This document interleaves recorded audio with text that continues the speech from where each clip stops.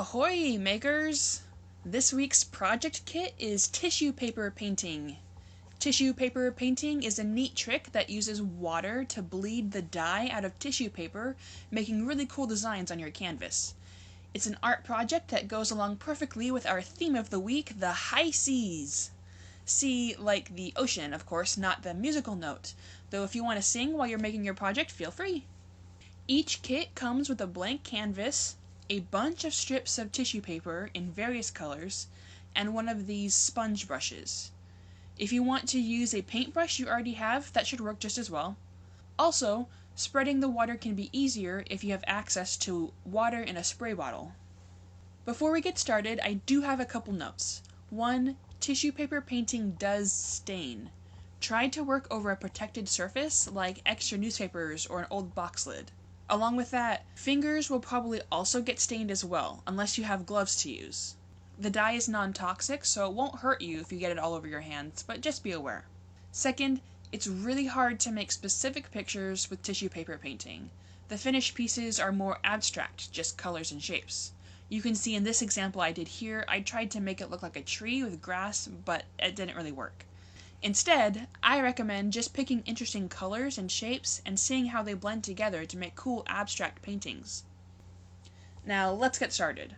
The very first thing you should do is cut your tissue paper into smaller shapes. I did a lot of testing and experimenting just to discover the best methods for painting with tissue paper, and I learned that you should always keep your tissue paper smaller than the canvas you're using. You don't want any extra bits hanging off the sides.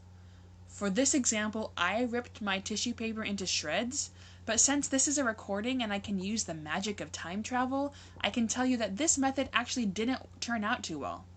Instead, I recommend cutting your tissue paper into strips, about the length of your canvas. That's how these examples were made, and they came out very nice. Once your tissue paper is cut down, set it close by, but maybe under a paperweight so it doesn't accidentally fly away. Next, using either a spray bottle or your sponge brush with a cup of water, get your canvas wet. You want the whole top of the canvas covered in water. This will help your tissue paper stick to it once we start putting it on. Of course, the next thing to do is to start putting on the tissue paper. If you got your canvas really wet, you should see some of the color start to bleed almost immediately. If not, that's okay. We'll be adding more water later also. You can see here that I'm just putting my torn up tissue randomly all over the place, which looks cool for now, but again, because I can time travel, I can tell you that doesn't actually turn out as colorful as I hoped. I recommend, if you've cut your tissue paper into strips like I said earlier, just laying the strips out across your canvas so they overlap just slightly. You can see how that worked with this rainbow canvas here. There's actually some cool science behind why the strips of tissue paper bleed a lot better than the torn up shreds.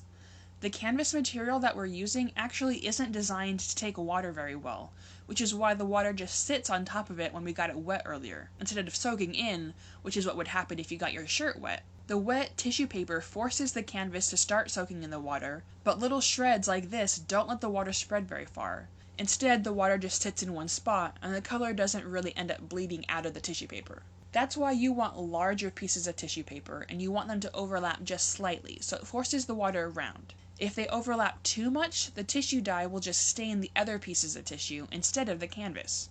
If you've got watercolor paper or thick cardstock, use your extra tissue pieces on that and see how it comes out differently. However you decide to arrange your tissue paper, you can continue to get your canvas wet if it starts to dry out too much. Your sponge brush will also pick up some of the color dye, which can help you to blend the colors. Once all of your tissue is laid out, you'll be adding even more water with either a spray bottle or your sponge brush. Try to make sure everything is soaking wet, and even get some water on the sides of your canvas this time. This next step is the toughest, because after all the tissue paper has been laid out and covered in water, the only thing left to do is to wait. Depending on how much water you used, it could take anywhere from a half hour to an hour for all of the water to evaporate and the tissue to dry up. If you remove the tissue paper too early, it won't all bleed onto the canvas, and it might mess up the painting. So set your canvas aside somewhere you're not going to touch it, your family isn't going to touch it, and your pets won't accidentally touch it, and wait. If you want to cheat a bit, you could even set it outside, though be careful of the wind.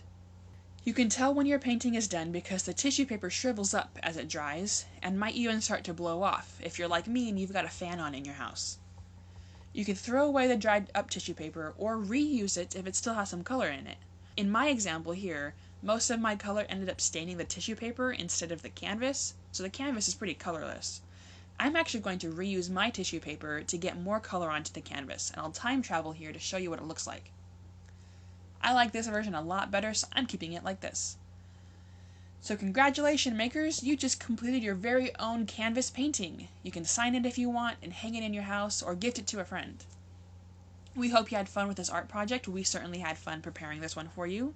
As always, call or email us if you'd like to pick up a kit from the Creation Station, and each of our kits are available until we run out, even if you've missed the themed week. So please ask about any of our past craft kits you might want, because we might have them in stock still. Thanks for following along, and we hope to see you all again soon.